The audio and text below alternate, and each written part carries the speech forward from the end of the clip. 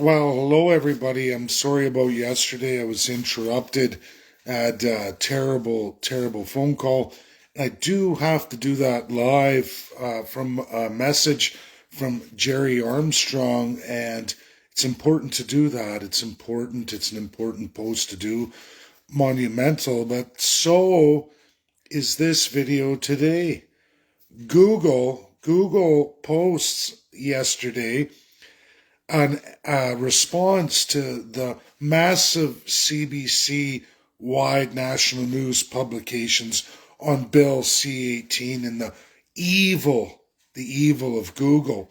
Well, the CEO of Google and their directors, specific director to public relations, releases it. Anyone can Google search it now. I've already released it, and folks, it's the end of Canada News on search engines. If you think, oh, what about all these other search engines? They're not going to pay. Who would pay? Who would pay when your search engine does a free service, not only for all of the country, but all of the people of the world? Brings people, millions of people, to links of news and publications for free. Now, Canada says, hey, those search engines should have to share their revenue on ads when people use the search engine to find our news stories. They should pay. They should pay us revenue. Well, there's more than just that. Canadians, more than just a press release where Google says absolutely not. Canada, in all its narratives and explifs, can say that they're negotiating with us and that we're working towards a deal. We are not going to budge. We're not going to make a deal that puts us anywhere near C-18 as it's written today. No. They've been adamant. They're not going to do it. We are going to lose, upon ascension and enactment date of that bill passed, that Senate bill passed, we're going to lose the ability to look up any Canadian news stories on search engines. It'll start with the major Google. Apple will follow suit. Many will follow suit. Nobody's going to give Canada free money, paying Canada for a free service they provide. Think about it. Millions of people are on the internet. I use it all the time. And Canada wants to be paid for that. The government says pay all of our Canadian media companies what you don't pay to anybody else. We want to share. Canadians. Google clearly tells you you're 40 million people. Globally, under Google, are 4.3 billion people. Do the math. It's over for Canada thinking that somehow they have some definitive power over and above Google. Think of the customer ratio. Not even close. They're not going to bend. They made it clear. They said no. Now, more than that, what isn't made available publicly, but you can search clear results from the UK. And this goes back all the way to just before the pandemic. The results of how many countries, because Google only has 4.3 billion customers. As we all know, there are 8 billion citizens in the world. Now, there's a mass amount of third world in the billions of people who don't have access to internet, don't have devices anyhow. And I mean, that's changing over time. But then there are a massive amount of countries that limit Google, have actually gone the other way from trying to make Google pay to broadcast media and other things the government wants published. They've actually gone the other way over many decades, attacking Google over and over and over again. In fact, folks, Google has been hit by over 100,000 legal actions from countries all over the world. Folks, what do you think the 20 top countries for going after Google, telling it what it can and can't make available to the citizens of those countries?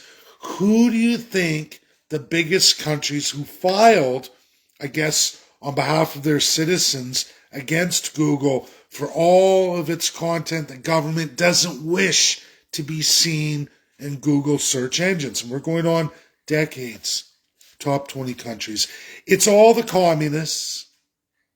It's all the civil law socialists. And absolutely most of the constitutional monarchies. In fact, the worst of the worst ever constitutional monarchies in history, Canada's there, folks. Harper and Trudeau equally filed consistently. We don't hear that on the news, but I promise you the results of the search are there in the post I just made. The results are there. Hundreds and hundreds of times Stephen Harper and Justin Trudeau equally filed against Google for the content Google made available to Canadians, trying to restrict Google in what it's allowed to share to Canadian citizens on the guise of fraud. And you can go through all the countries trying to protect their government systems and their autocracy to keep you, the people, ignorant. Yes, again, I'm going to say it, communist, civil law socialist, and constitutional monarchies led by Canada, New Zealand, Australia, the biggest ones. Look at the mass amount they filed. And before people say, oh, but look at China and how many more they did than Canada. Folks, China is over 1 billion people. We're 40 million people. We shouldn't even be anywhere in the ballpark of a country like communist China. But we're there. We're there at a large number. This has been filed against Google again, folks, absolutely from 2009 all the way to 2019, just before the pandemic. They went absolutely ballistic on Google year after year after year. Now they say, Google want you to pay our media content to showcase our Canadian media content. We don't want other content getting a heads up on our propaganda. We're trying to program our citizens. Get it?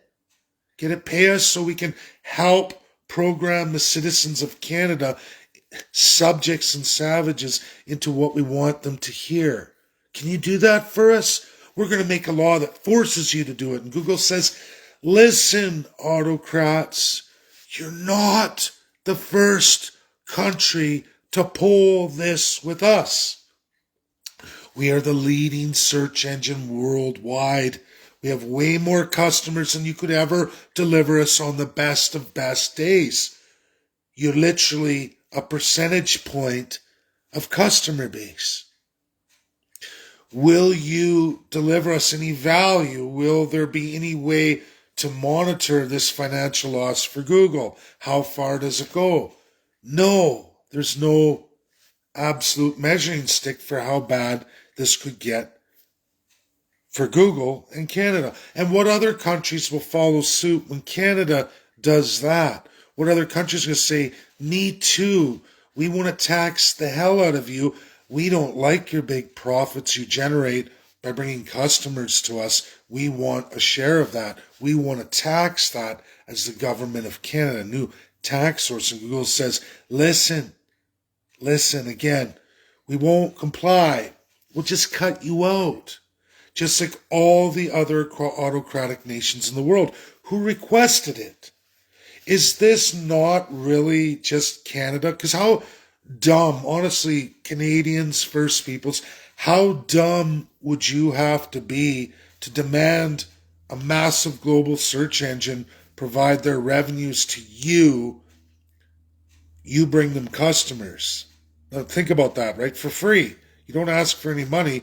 you make money on the advertising you do in that process. Now, Canada says, we're going to tax you for that revenue you made searching for our site. Well, you wouldn't have any customers if they couldn't search for your site. Think about that. If they couldn't search for your news stories, you wouldn't be able to put your own ads in your own news stories. You wouldn't have nowhere near the volume of customers searching your stories. All social media, when people share a news story, share them all the time, that's going to end. You won't be able to, at least on Facebook. It'll come to all of them because they're all going to say, well, we're not going to allow our profits to get scammed by the Canadian government. I'm going to say this again. Google has thousands of customers worldwide. Many governments, many governments, 193 nations, and some limited, extremely limited with Google, and they accept that, and they have no problem changing their platform specifically for countries. They all run on different servers, and Google has no problem, again, folks, no skin off their back cutting out Canada entirely. It's easy. They've been forced to do it for autocrats all over the world many times. What is it that Canada's real objective is? Because, again, I'm going to say it. How dumb do you have to be to believe that you were going to win this? Is it more likely it's Canada's sneak thief way of becoming more autocratic? Removing content from all Canadians? Because anyone looking at this, anyone with half a brain, if you went to school for business or economics, or you have any training in internet, if you went through the process like I did many years ago, you'd know the power of the internet. Why would you restrict content unless you want to keep people ignorant? Now, that is exactly what's going to happen. How could you not know that that was the outcome? Is it really just us to believe the Canadian government's this inept and stupid?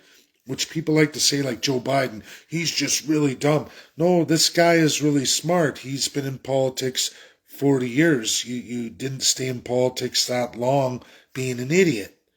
Obviously, you're crafty. You're a massive manipulator. And it's the same as Justin Trudeau. Harper before him. Tell people what they want to hear. Be very good at lying. Keep a straight face. Sell it with a suit and tie, and people will believe it. So, do we really believe that the Liberals are this inept and stupid? Or do we believe that they knew exactly what was going to happen with this legislation? And is it really just limiting Canadians to knowledge about their country and what's happening in their country? And this way, all the negative that's coming out in the government, all the public outcry is going to be silenced. You won't get any of those stories. We're dealing with foreign interference. We're dealing with radical, out of control cost of living, a housing crisis. All of these news stories are going to be kept unavailable to you. You will have to personally go out and subscribe to each and every news outfit and pay a premium for their content. That is what's going to happen. Because Canada seemingly can't get enough revenue in their media, in their Canadian content, to get sponsors. They can't get advertisement the natural way. Why would that be? Is it maybe because your media content has gone from the truth section, the nonfiction, to the fiction section? News about actual events as they're happening has become opinion news, and now it's an agent of the government, and people aren't subscribing to it anymore. People don't look at news in its authenticity anymore, and Canadians don't trust the media anymore at a larger and larger and ever larger rate. So is this the government's way of forcing us to subscribe to media, to pay for the spoon of crap into our mouth? Is that what it's about? it would be obvious and it would be a real sneaky way to look at that and say, yes, that's absolutely what it's about. It's about book burning and dumbing down Canadians to limit your knowledge, your understanding of what the government's doing to you right now. Many, many autocrats have done it over and over. And again, if you ever want to know which countries have limited Google the most, which countries have filed lawsuits against Google the most to restrict their content, communists, civil law socialists, and constitutional monarchies led by Canada, New Zealand, and Australia. Big top 20 list, folks. Top 20 list. Canada's there. For a country that says it wants to be open, transparent, and have all this knowledge for Canadians and it's for Canadians' benefit, they sure went about it 180 degrees the wrong way, meaning they want to see the opposite outcome come forward, and that's autocracy. That's what every communist, civil law, socialist major country has done for 20 years. And again, in that list is Canada, 2009 to 2019, just before the pandemic, just as it was starting. Canada was focused on restricting Google massive amounts of times. Don't share content the government don't like. They'll use excuses. Could be national security. Could be, oh, it's fraud. It's this. It's that. It's misinformation. You'll find all the horrific countries. You all know their names. You all do. When you hear that name, you say, that's a bad country. Well, your country's there too. Your country's there too. Do you know who you don't find there? The United States of America. Nope. Not whatsoever. Even in their divisive left and right policies and their mainstream media companies, you will not find them trying to restrict anybody in Google search engines or demanding Google operate a certain way for the benefit of any idea of an autocratic government, because it's constitutionally illegal. And it's not just USA. We can go around the world. There's massive, massive countries, a large number, that didn't subscribe to any of this and have never gone after Google in any way, shape, or form. But you will find, again, I'm just saying that, show me one that's a democratic, free republic, a we the people democracy, not a one. All autocratic constitutional monarchies, divine socialist fascists, civil law socialists, yes, republics, but they're civil law socialist in all their design. And of course, communists.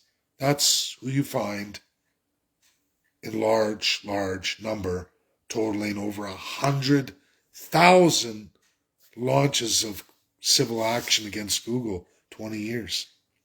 Google says, we're used to it. We know your kind of governments.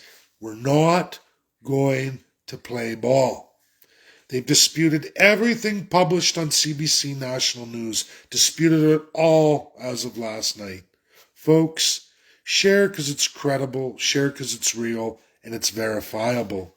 Canadians need to know that you lose. We've lost. And the opposite of what the government says they're trying to do is what's happening. You're going to be dumbed down. You're going to be limited on the Canadian content you can look at. We're going to be left in the dark. Think about that. What kind of countries do that? Oh yeah, we know that was communists and civil law socialists. And now we know it's a pile of constitutional monarchies, the predecessor of communism. I have more videos to do. I want to do the G4S video for Jerry Armstrong. It's huge. It's critical. That's a big one. I also want to do the video that's paramount, is what's happened in the United States of America. And I want to just touch on that for everybody a little bit. So the United States Supreme Court, SCOTUS, had 3 actions this week. 3 actions, 3 cases it met with. And it's all about inequality. And I did a video on value, Quality versus quantity. We talk about equality. The difference between a place like Canada and its constitutional monarchy and the difference between USA and its constitution of we the people. All the people, it's about citizens versus subjects and savages. Class structure versus citizens. Now, there were arguments made by justices. I'm not going to get into too much because I don't want to spoil it. But all three cases, LGBTQ, racial equality, so they call it, affirmative action, and free student loans. Free student loans, compliments of the working Joe Janes of America. These are three actions by Joe Biden. Three unconstitutional actions. Clearly, you don't need to be a lawyer to read the Constitution of the United States of America. Joe Biden made executive orders. He made unconstitutional happenings as the chief executive of the country. And one after another this week, 1, 2, 3, all shot down a majority ruling by the Supreme Court of the United States. They're blaming, you're conservative, you're no good, affirmative action's great. Again, I'm going to say it. That is not the Constitution of the United States. It's about individual quality, not quantity. Quantity comes with your quality of person. That is free of race, religion, sex preference, all of it.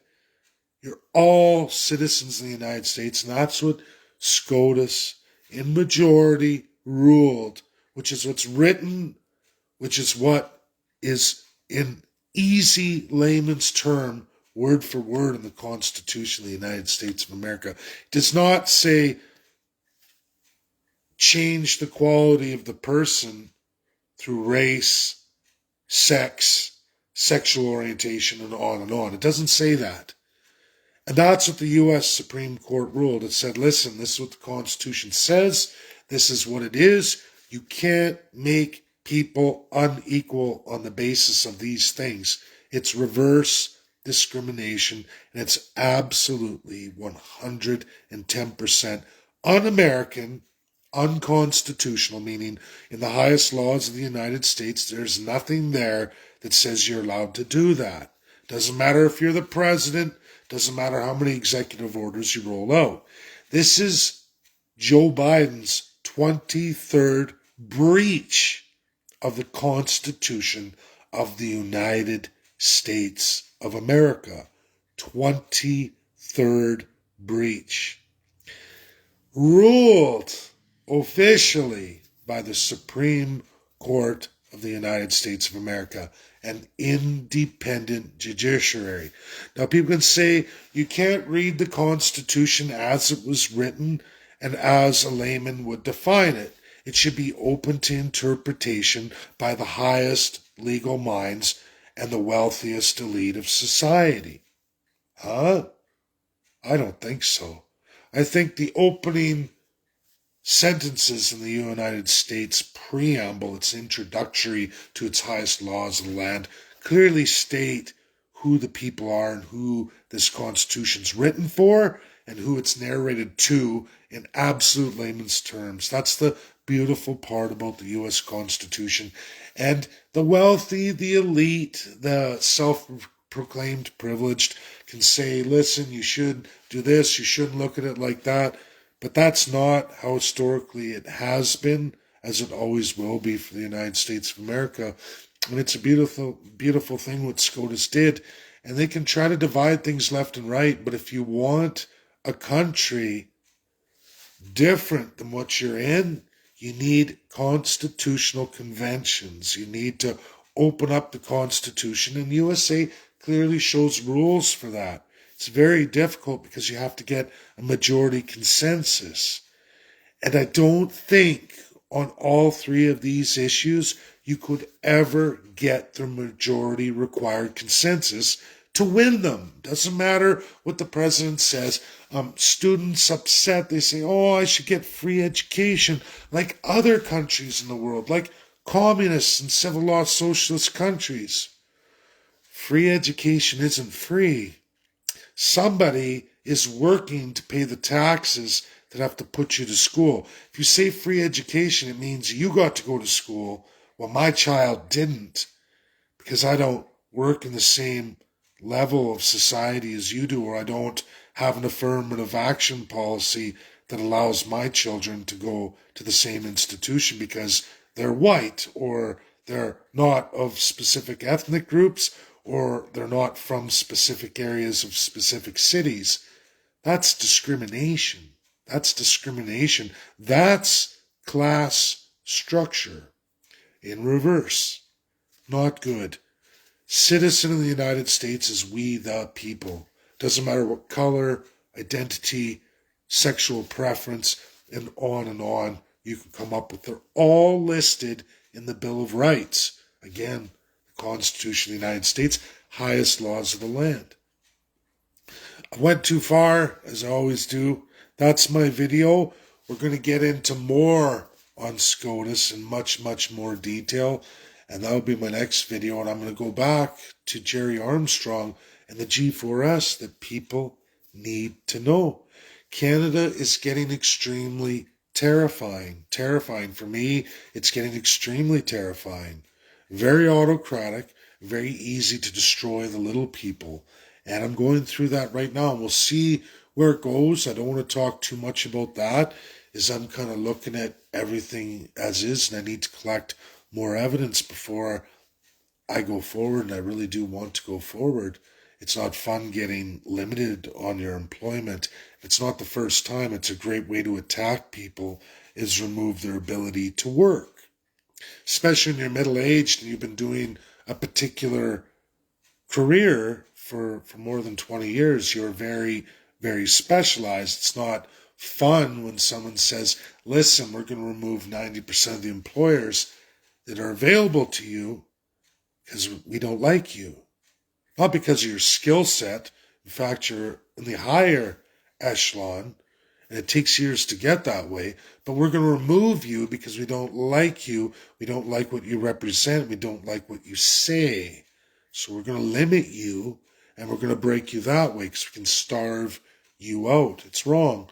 It's wrong, and it's awful. And it's a way of chasing you out of a province region, chasing you right out of a country. Because everybody needs to work, especially at 45 years old. We all need to work. We all need pensions. We all need retirement. That's why I made the choices I did getting into my career. When we talk about punishing people, what's reasonable punishment? What is not reasonable punishment? When do you say the accountability and punishment doesn't even nowhere near fit the crime?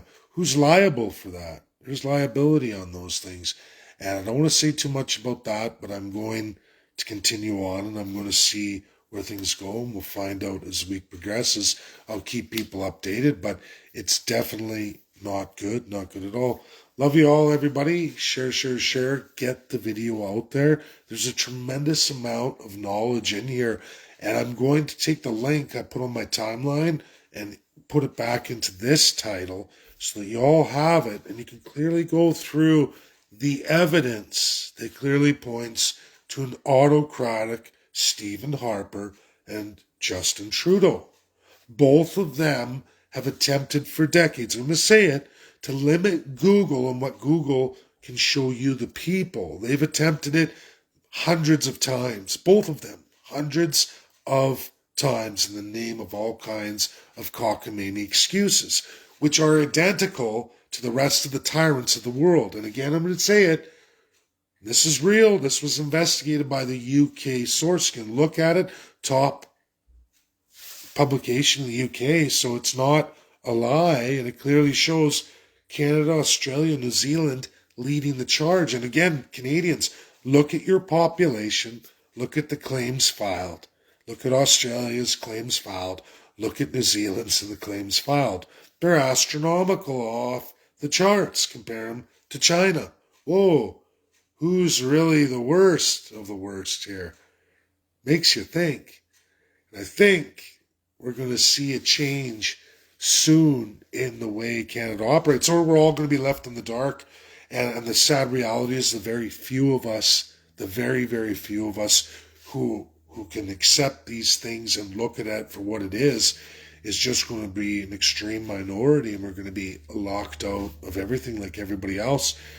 And it'll be word of mouth and the old school flyers. I don't know. It's pretty sad indeed where Canada's going. We are there. And like I said, Trudeau's a flashlight on the issue. I can't stand the Liberals and Justin Trudeau. I know what they're all about. I know the extreme left. But I'm going to say it again. They're all socialist fascists. That's the nature of constitutional monarchies. They're all of that. Historically, they are the ones. They are the ones. Where does communism come out of? Constitutional monarchies. They're the evolution in our most recent time. Communism isn't some old evil that, be scared. It came out of that. It's a different way of measuring equality of the person. Through quantity assigned, USA does quality that you possess, distributes your quantity. Canada is not that. Clearly not that. The other thing I want to get into, I should say this, I have another live to do, is Danielle Smith, the latest from the Taxpayers Federation. Puke. Nobody follows oil like I do. It's been a major source of my income, which now is in jeopardy. But I'm going to tell you folks something. All in the last 24 hours, that's another live I have to do. Alberta claims that they're going to give a major tax break to the poorest of the poor Albertans, everybody under 60,000. More inequality of the person. Alberta historically was about taxation equality. We all paid a flat 10%. And at a point that was changed, and now it's getting worse. NDP changed and said, listen, tier structure, taxation goes up the more you make. This is the new Alberta way. Inequality of the person. Assigned quantity, meaning the more you work, the more you'll be taxed, just like the federal government has done always and forever and a day. Canada adopted that. NDP adopted that. What did UCP do with that since UCP got it? Only expand on the program. Now they're telling you, we are dropping taxes. No, income taxes. No, you didn't. You dropped small business taxes to nearly nothing. Corporate taxes fell as you taxed the hell out of the working class. Our taxes clearly went up from 10% flat to 11, 12, 13, 14, 15%. What has the UCP done about that socialist inequality concept? Nothing. They've expanded it. Now they're lowering the poorest Albertans to 8% so that the rest of us can make up the difference. They say, don't worry, it's $79 a barrel budgeted for the next so many years, right? That's our budget on $79 a barrel, which, guess what, Alberta? You haven't even come close since December. We're already January, and I mean it starts in June here, but where are we at in June? Oh, we're at $48 a barrel. We've been at $48 a barrel. WTI is nowhere near $79 a barrel. In fact, Brent, the highest measuring stick, the UK's Brent, with 18 global customers, Canada has one. We have a tremendous discount. They are nowhere near $79 a barrel. So where is Alberta? Now they say, oh, don't worry. This fall, this winter, it's going to shoot up. Or it's going to go down. The best of the best say it could shoot up or it could go down. But the mainstream shows the continually dropping oil demand. OPEC says oil going to go up in the years to come. hours under the Green New Deal, which we're under, our international organization through Europe, USA, and of course Canada, says it's going to go down with the Green New Deal, at least for all the first world companies. This live I'm going to do for you in large exhibit format. I'm going to copy and paste on the title like this one, so anyone who shares it actually has what's there and what is. Are we going to see the surplus this year, Albertans? Are we going to be able to deliver on anything, or are we facing a deficit? A betting man against revenues would say no. Unless we see something turn around the fall where we're at $100 a barrel, sustained for 3 months straight, we are not going to make what our government says they're going to make. Trevor Toom and Danielle Smith budgeted on $79 a barrel average.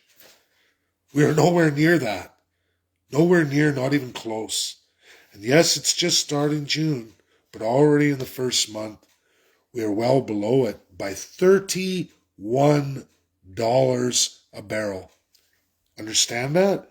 $79 a barrel. We are $31 below it. Thank you.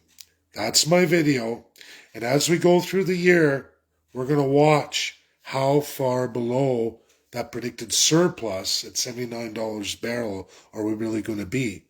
Where are all these revenue tax cuts going to materialize against our explosive, never recorded before, historically high expenses? Rachel Notley, $48 billion at her start. Now we're toppling $70 billion. Think about that, Albertans and Canadians.